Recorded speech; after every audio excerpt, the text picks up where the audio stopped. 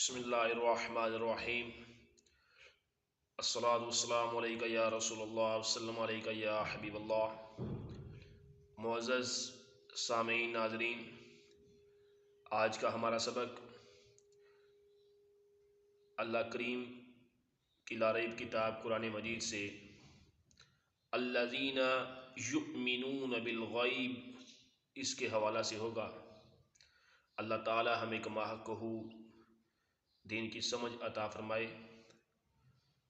اللہ تعالیٰ نے قرآن مجید میں اس آیت سے پیچھے ارشاد فرمایا ھدی للمتقین، اس میں متقین کے لیے ہدایت ہے، اور الذین یؤمنون بالغیب، اور ان لوگوں کے لیے ہدایت ہے جو غیب پر ایمان رکھتے ہیں، چھپی ہوئی چیز پر ایمان رکھتے ہیں۔ مفسرین کرام فرماتے ہیں ایمان کسے کہتے ہیں؟ ایمان کا مطلب کیا ہے؟ بندہ سچے دل سے ان ساری باتوں کی تصدیق کرے جو ضروریات دین میں داخل ہوں۔ ضروریات دین کی تصدیق کرنے کا نام ایمان ہے، اور کسی بھی ایک ضرورت دینی کا انکار کرنا، اس کو نہ ماننا، انکار کر دینا، یہ کفر ہے۔ اور دوسری بات یہ ہے عمل صالح، عمل جو ہے یہ ایمان میں داخل نہیں ہوتا۔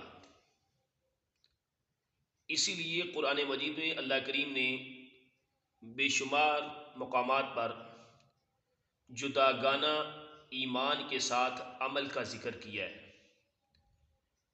اِلَّا الَّذِينَ آمَنُوا وَعَمِلُوا الصَّالِحَاتِ، یا اِنَّ الَّذِينَ آمَنُوا وَعَمِلُوا الصَّالِحَاتِ کا استعمال کیا ہے۔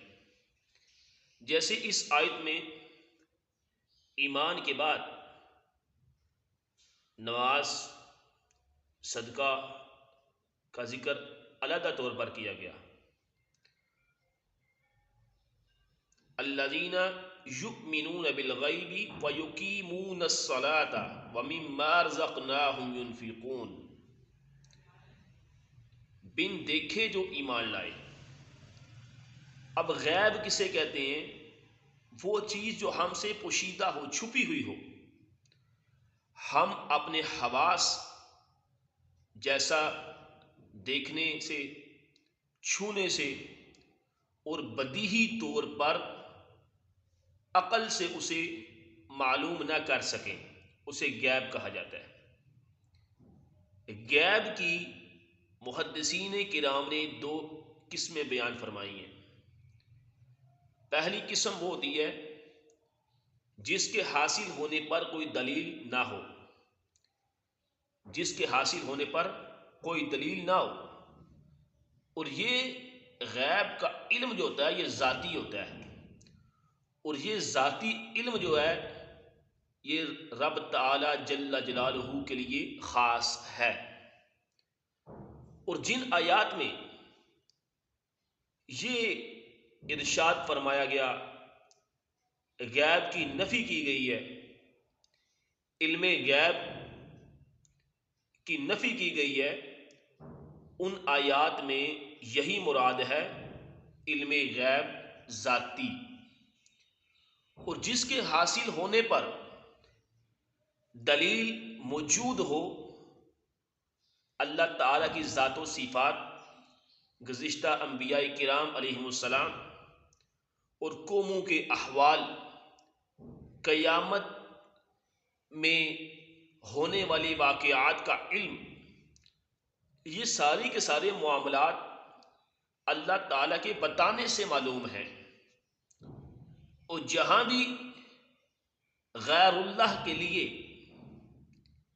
غیب کی معلومات کا ثبوت ہے، وہاں اللہ تعالیٰ کے بتانے ہی سے ہوتا ہے۔ یوں سمجھیں وہ اللہ کی عطا سے ہے، عطائی ہے، ذاتی نہیں ہے۔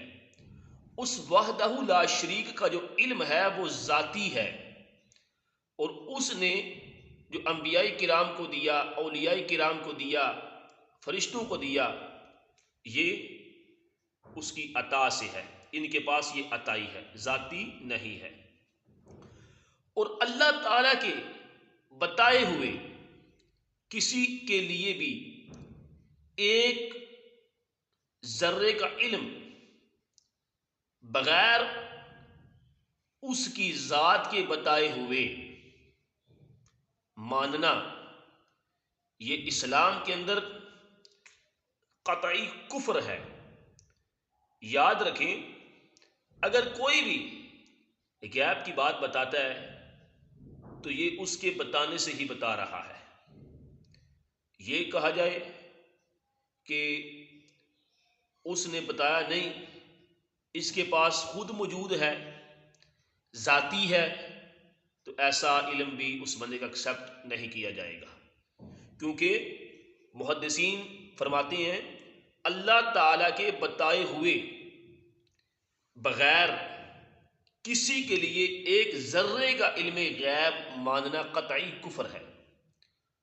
اور اگلا مسئلہ یہ ہے، اللہ تعالیٰ اپنے مقرب بندوں میں جیسے انبیاء کرام، اولیاء کرام پر غیب کے دروازے کھولتا ہے۔ خود قرآن مجید میں ارشاد فرماتا ہے عالم الغیب فلا یظہر علی غیبہ احدا الا من ارتضی من رسول، فرمایا وہ غیب کو جاننے والا ہے اور کسی کو بھی غیب پر مطلع نہیں فرماتا، غیب کسی پر بھی ظاہر نہیں فرماتا مگر اپنے رسولوں میں سے جس پر چاہتا ہے اس پر ظاہر فرما دیتا ہے۔ وَعَلَّمَكَ مَا لَمْ تَكُنْ تَعْلَمُ وَمَا هُوَ عَلَى الْغَيْبِ بِضَنِينٍ، یہ اس کی عطاء سے جو انبیاء کرام کو وہ علم عطا فرماتا ہے، یہ اس کے دلائل ہیں۔ تو محدثین فرماتے ہیں کہ حضور سید عالم شفیع معظم علیہ السلام کی ذات بابرکات پر اللہ کریم نے غیب کا علم اپنے حبیب علیہ السلام کو عطا فرمایا ہے۔ تو فرمایا کہ یہ اس کی شان ہے، انبیاء کو عطا فرمائے، اولیاء کو عطا فرمائے، فرشتوں کو عطا فرمائے، اور کسی کو بھی اس میں اعتراض کی گنجائش نہیں ہو سکتی۔ اور ہمارا ملا علی قاری حنفی کیا لکھتے ہیں، مرکات شریف کے اندر فرماتے ہیں کہ ہمارا یہ اعتقاد ہے بندہ اپنے احوال میں ترقی کرتا ہوا مقام روحانیت سے واصل ہو جاتا ہے، پھر اللہ رب العالمین اس کے لیے غیب کے دروازے کھول دیتا ہے، اسے علم کی جو دولت ہے وہ عطا فرما دیتا ہے۔ الذین یؤمنون بالغیب، فرمایا کہ وہ متقین کے لیے قرآن ہدایت ہے، اور ان لوگوں کے لیے ہدایت ہے جو غیب پر ایمان رکھتے ہیں۔ اللہ تعالی ہمیں کما حقہ دین متین کی سمجھ عطا فرمائے۔ وما توفیقی الا باللہ۔